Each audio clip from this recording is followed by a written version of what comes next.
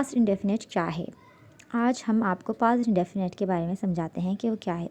देखें, टेंस में जो है 3 तरह की कैटेगरीज होती हैं, एक प्रेजेंट, पास्ट और फ्यूचर।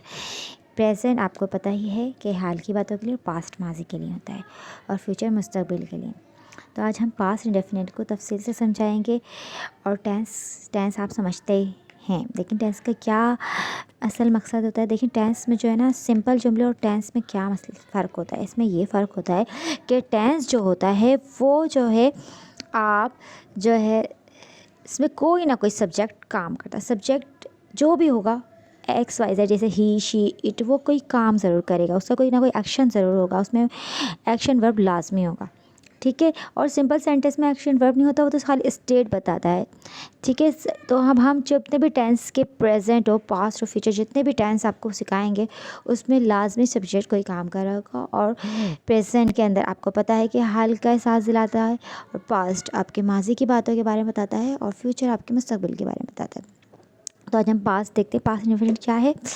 जब कोई काम पास्ट में बीते हुए वक्त में मुकम्मल हो गया हो, यानी कि बीते हुए वक्त में पास्ट में मुकम्मल हो गया और उसका असर अब ख़त्म हो चुका हो, मतलब उसका असर भी ख़त्म हो चुका है, तो हम इस टेंस का यूज़ करते हैं। पहचान, उर्दू हिंदी सेंटेंस के आखिर में अलिफ, ये, या, यी, जैसे आ, ए, ई आता है, जैसे था, थी, थे। पॉजिटिव सेंटेंस, सादा जुमला जो होता है वो किस तरह का होता है।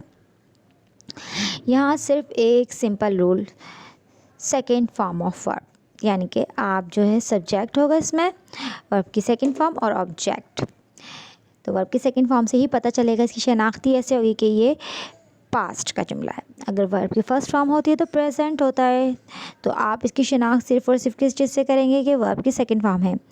एग्जाम्पल, मैंने खाना खाया, आई एट फूड। अब ईट की सेकेंड फॉर्म एट है यहाँ पर, ठीक है। तो आई एट फूड, इससे हम पता चल गया एट से कि ये ईट की सेकेंड फॉर्म है, कि ये पास्ट का जुमला। एग्जाम्पल 2, उसने एक मैच जीता, he won a match. Win की सेकेंड फॉर्म वॉन है। एग्जाम्पल 3, हम कल बाज़ार गए, we went to the market yesterday. Go की सेकेंड फॉर्म वॉन्ट है। नेगेटिव सेंटेंस, इनकारी जुमले। यहाँ एक बारीकी है, जब डिड नॉट लगता है तो वर्ब की पावर ख़त्म हो जाती है, यानी कि जो एक्शन वर्ब होता है उसकी पावर ख़त्म हो जाती है, और वो वापस फर्स्ट फॉर्म वर्ब की फर्स्ट फॉर्म में आ जाता है। ठीक है। तो जो हमारा एक्शन वर्ब क्या हो जाएगा, वर्ब की फर्स्ट फॉर्म में चल जाएगा। देखिए, subject plus did plus not plus verb की फर्स्ट फॉर्म प्लस ऑब्जेक्ट। देख लें अब आप यहाँ पर हम कैसे पहचानेंगे, डिड से, क्योंकि डिड वर्ब की सेकेंड फॉर्म है, इससे हमें पता चल जाता है कि पास्ट का नेगेटिव सेंटेंस है। एग्जाम्पल, मैंने खाना नहीं खाया, I did not eat food. Ate नहीं आएगा क्योंकि डिड आ गया, तो हम यहाँ पर वर्ब की फर्स्ट फॉर्म यूज़ कर लेंगे, एट को ईट में बदल देंगे, और डू जो फर्स्ट फॉर्म है हेल्पिंग वर्ब की, उसकी जगह डिड लगाएंगे, जिससे हमें पता चल जाएगा कि जो है जुमला पास्ट नेगेटिव सेंटेंस है। ठीक है। एग्जाम्पल नंबर 2, उसने मैच नहीं जीता, he did not win a match. Example number 3, हम बाज़ार नहीं गए, we did not go to the market. Interrogative sentence, सवाल जुमले। अब यहाँ पर क्या होता है, सवाल पूछने के लिए डिड को सेंटेंस के शुरू में ले आते हैं। यहाँ भी फर्स्ट फॉर्म वर्ब की फर्स्ट फॉर्म ही लगेगी। Formula, did plus subject plus verb की फर्स्ट फॉर्म प्लस ऑब्जेक्ट। देखिए, अब आप यहाँ पर डिड को हमने नेगेटिव बनाने के लिए डिड के बाद नोट लगा दिया था, हेल्पिंग वर्ब के बाद नोट। अब यहाँ पर हेल्पिंग वर्ब डिड है, तो हम उसको उससे पहले ले आएंगे, इसके बाद सब्जेक्ट वर्ब की फर्स्ट फॉर्म और फिर ऑब्जेक्ट। मेन वर्ब जो है वो सब्जेक्ट के बाद आएगा। एग्जाम्पल, क्या तुमने खाना खाया, did you eat food. Example number 2, क्या उसने match Jeet, did he win the match. Example 3, क्या वो बाज़ार गया, डिड दे, क्या वो बाज़ार गए, did they go to the market. सबसे ज़रूरी टेबल समरी आप देखें यहाँ पर, सेंटेंस टाइप जैसे पॉजिटिव सेंटेंस है तो आप वहाँ का रूल क्या होता है, वर्ब की सेकेंड फॉर्म, जैसे एग्जाम्पल आई प्लेड।